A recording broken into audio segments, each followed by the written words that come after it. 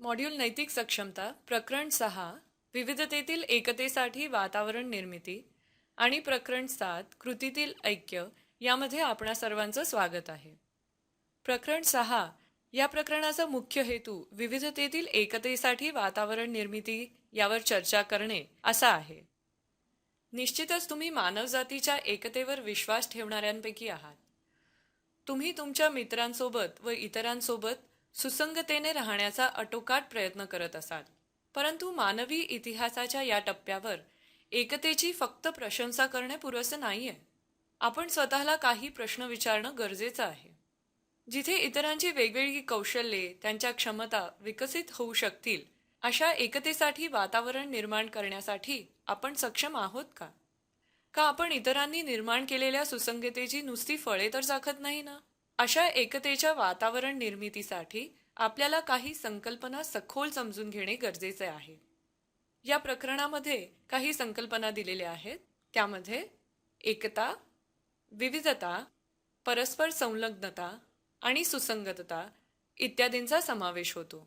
या प्रकरणात असेही म्हटले आहे की आपल्याला आणखीन एक गोष्ट समजून घेणे अत्यंत गरजेचे आहे. ते म्हणजे जीवनाचं खरं तत्व हे भांडणतंटे नसून विविधतेतील एकतेत आहे.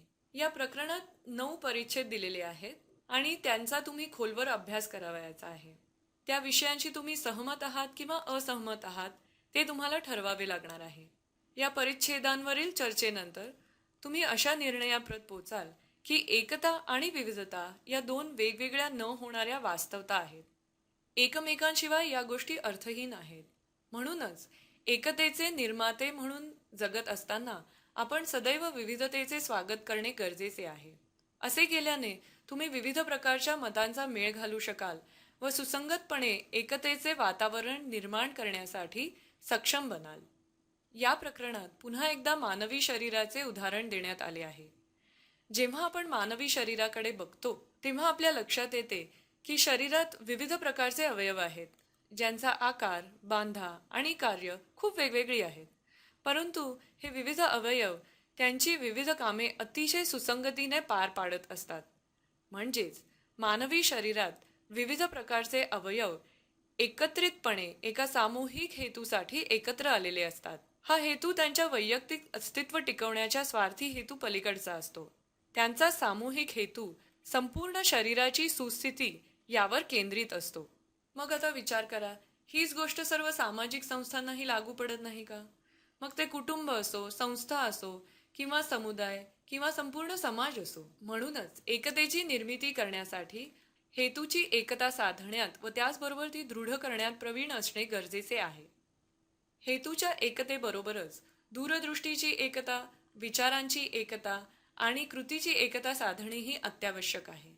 हे सर्व साधण्यास निश्चितच काही कौशल्यांचा विकास करणे भाग आहे. या कौशल्यांवर या प्रकरणात चर्चा केली गेली आहे.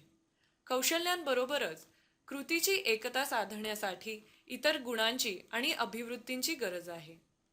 एकतेबद्दलच्या वचनबद्धतेतूनच हे गुण आणि अभिवृत्तींची जोपासना करता येते हे या प्रकरणात स्पष्ट केले आहे. आणि यावरच या प्रकरणाच्या शेवटी चर्चा केली जाते. विशेषणाचा खेळ हा या मॉड्यूलमधील चौथा सहकार्यात्मक खेळ आहे. हा या प्रकरणाच्या सुरुवातीस खेळणे अपेक्षित आहे. या खेळाचा मुख्य हेतू आपल्या गटातील सदस्यांमधील सद्गुणांची आठवण करून एकतेला पुष्टी देणे असा आहे. हा खेळ एकमेकांना धीर देणारा असून चांगल्या प्रकारचे संबंध प्रस्थापित करण्यास मदत करतो. एका गटात जास्तीत जास्त 15 सदस्य असावेत. अधिक माहितीसाठी आपण मार्गदर्शक पुस्तिकेचा उपयोग करू शकतो.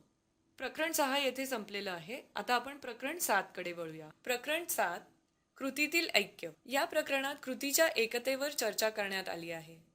कृतीची एकता हे एकतेचेच एक फळ आहे. आपण जेव्हा एकत्र येऊन प्रत्यक्ष कृती करत नसतो व आव्हानांना तोंड देत नसतो तेव्हा आपण फक्त मतभेद टाळून एकतेचा निव्वळ आभास निर्माण करत असतो. अशी एकता खरं तर एक निम्नस्तरीय एकता असते. जेव्हा एकत्र करण्याची पाळी येते तेव्हा थोड्याशा ताणतणावामुळे या एकतेला तडा जाऊ शकतो. म्हणूनच या प्रकरणात म्हटलेलं आहे की एकतेचा पाईक होण्यासाठी काही गुणवैशिष्ट्ये विकसित करावी लागतात. यासाठी स्वतःला सामुदायिक कृतीत झोकून देणे व त्यातून शिकणे हेच खरं तर योग्य ठरू शकतं. या प्रकरणात एका सामुदायिक कृतीसाठी कृती आराखडा तयार करून तो राबवायचा आहे. परंतु त्यापूर्वी अहमभाव आणि मी म्हणतो तेच खरे ही दोन संकटे आपल्या मोहिमेत अडथळा बनणार नाहीत ना, याची दक्षता घेणे महत्त्वाचे आहे. या प्रकरणात असेही स्पष्ट केले आहे की मी म्हणतो तेच खरे किंवा योग्य आहे असा हट्ट धरणे आपला इतरांवर असलेला प्रभाव नष्ट करू शकतो. आणखी एक अभिवृत्ती जी सारख्याच प्रमाणात धोकादायक आहे ती म्हणजे इतरांवर वर्चस्व गाजवण्याचा प्रयत्न करणे. खरं तर ही इच्छा इतरांवर दबाव टाकून किंवा परिस्थिती दाबून टाकून प्रदर्शित करण्यात येते. प्रकरणात स्पष्ट केले आहे की हा कृती आराखडा तयार करत असताना लक्षात ठेवणे गरजेचे आहे की सविस्तर आराखडा तयार करणे अपेक्षित नाही, तर तुमच्या गटातील सहभागींमध्ये कृती पार पाडत असताना एकता कशी साधली जाईल त्याबद्दल स्पष्टीकरण देणे अपेक्षित आहे. उदाहरणार्थ, हाती घेतलेला प्रकल्प यशस्वी होण्यासाठी समुदायाची वेळोवेळी बैठक घेणे. अशा बैठकी सदस्यांना त्यांचे अनुभव प्रदर्शित करण्यासाठी एक आनंददायी संधी उपलब्ध करून देतील. या कृती राबवताना आपण सातत्याने मूल्यमापन करणे आवश्यक आहे. अशा प्रकारच्या मूल्यमापनातून आणि चिंतनातून आपल्याला दूरदृष्टी मिळते. या दूरदृष्टीमुळे पुढील कृती अधिक प्रभावीपणे राबवता येतात. सर्वात महत्त्वाचे म्हणजे सदस्यांमध्ये काही वादविवादाचे किंवा एकतेच्या अभावाचे चिन्ह आढळल्यास त्यावर उपाय शोधण्यासाठी तुम्ही तत्पर असणे गरजेचे असते आणि तुम्ही या कृतींमधून हे शिकू शकाल.